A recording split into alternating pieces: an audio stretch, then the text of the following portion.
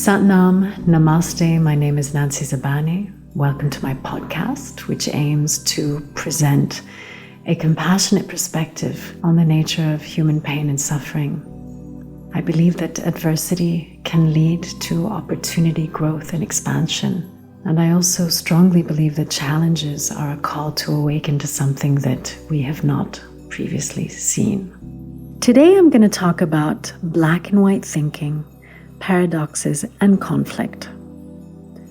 There is a natural human tendency to view things in black and white. We very often label experiences as good or bad, and people as right or wrong. This kind of thinking helps us make sense of the world, but it can also create separation, both within ourselves and between us and others. In times of intense suffering and conflict, often our minds react by shifting into black and white thinking, labeling things as all bad and all wrong.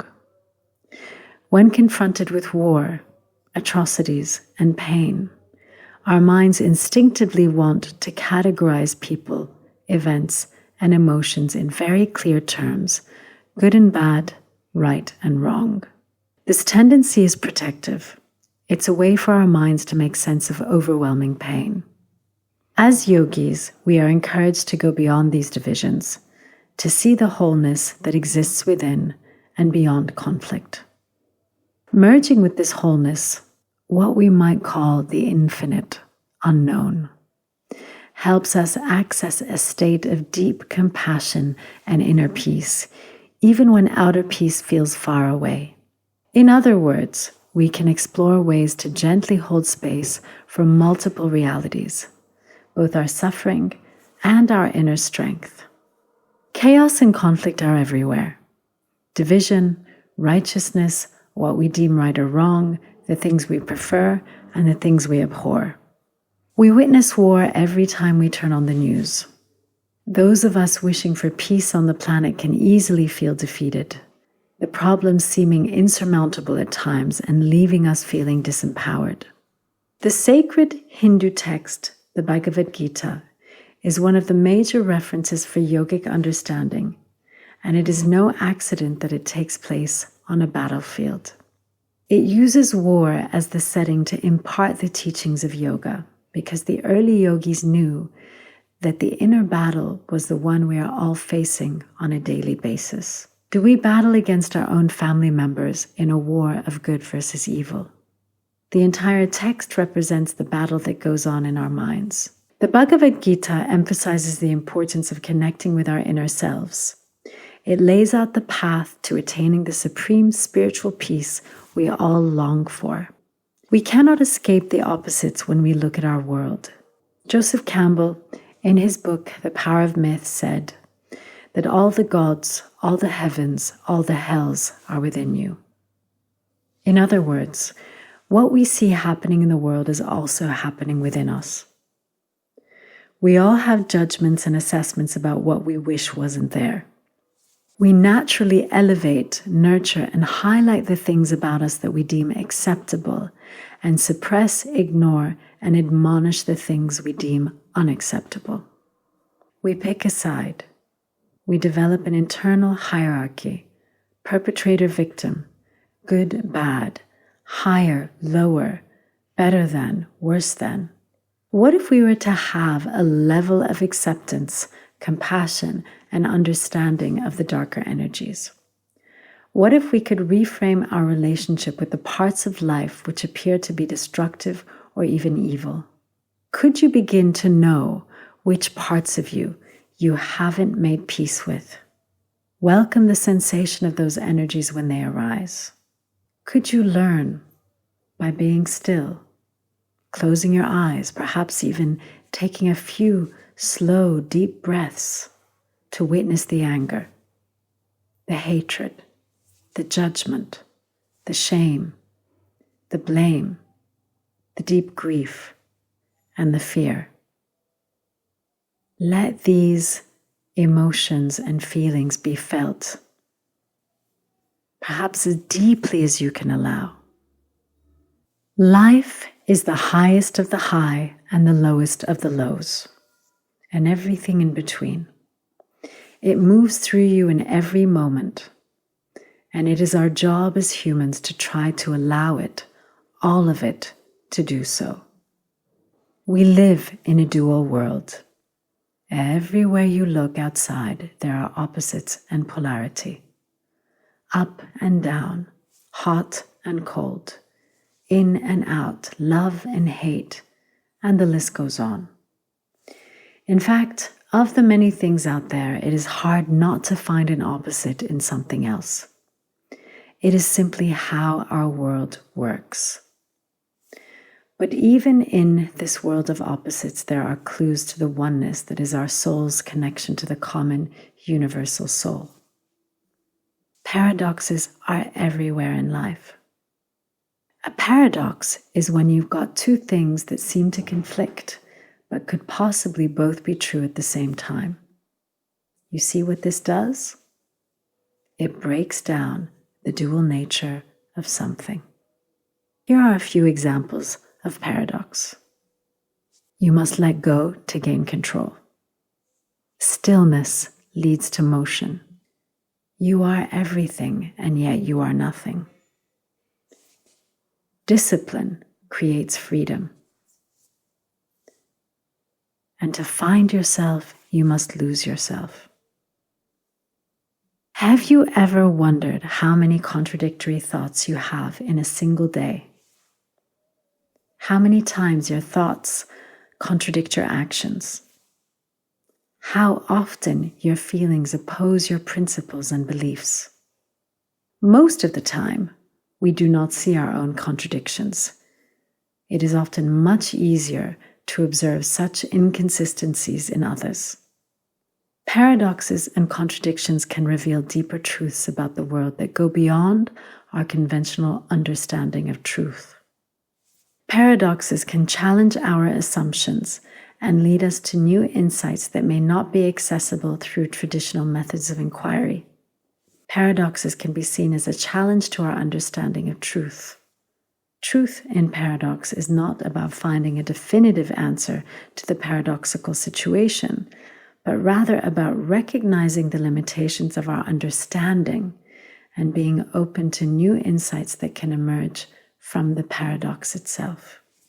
Paradox is an important concept in yoga, as it acknowledges the inherent complexity and interconnectedness of reality. The practice of yoga itself can be seen as a paradox, as it involves both effort and surrender, discipline and letting go.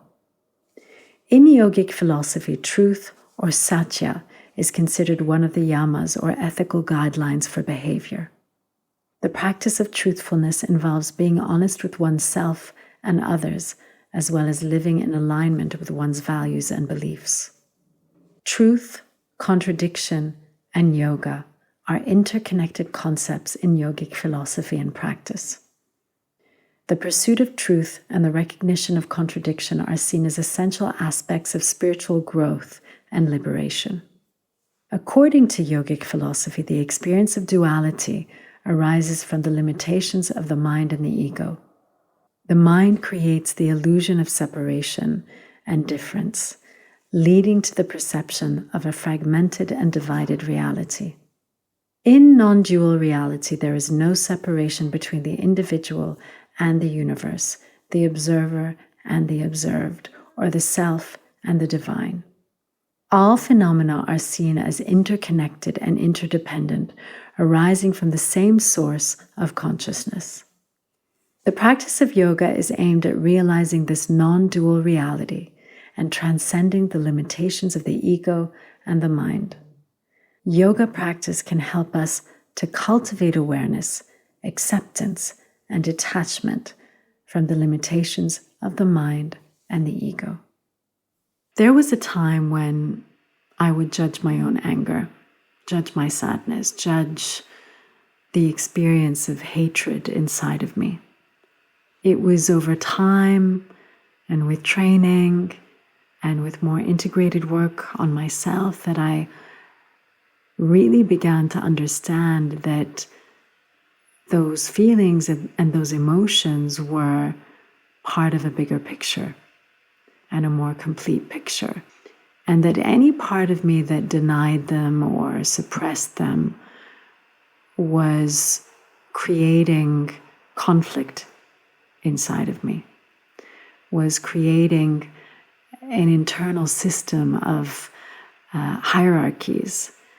And so over time, I started to lean in.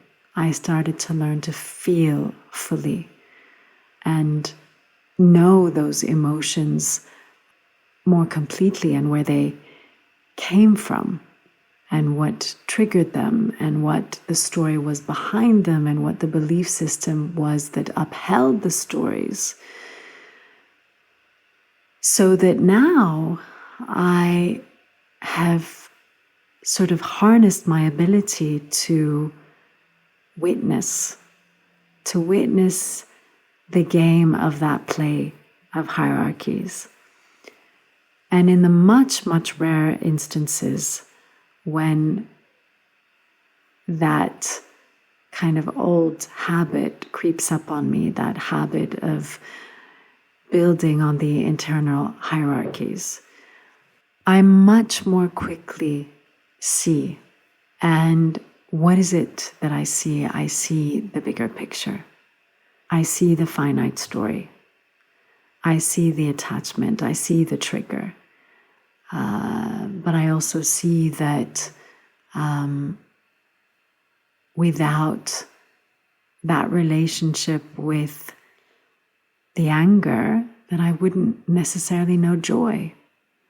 Without the relationship with pain, I wouldn't know love. And instead of suppressing one and not fully knowing it, I invite them all in and recognize that I can sometimes experience suffering and joy all at the same time. For me, marriage holds all the contradictions.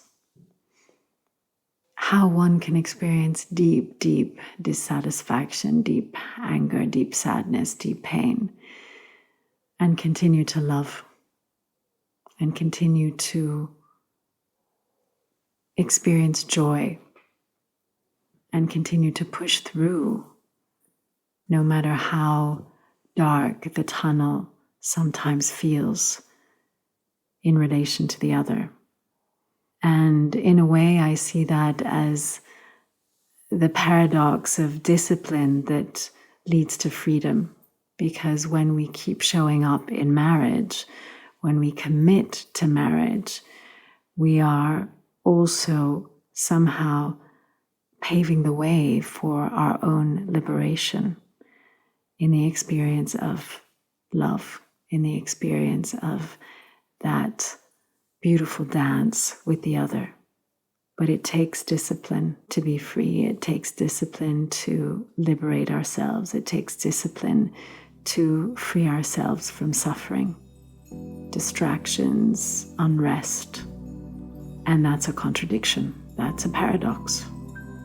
I believe that the pursuit of truth and the recognition of contradiction are an essential aspect of liberation, and that there is no separation between the individual and the divine, the finite and the infinite, and that all phenomena are interconnected and interdependent, arising from the same source, same mother, the same well of consciousness. And so if that is my ultimate understanding or my ultimate belief, then it's all welcome. It's all a reflection of the divine. None of it is wrong.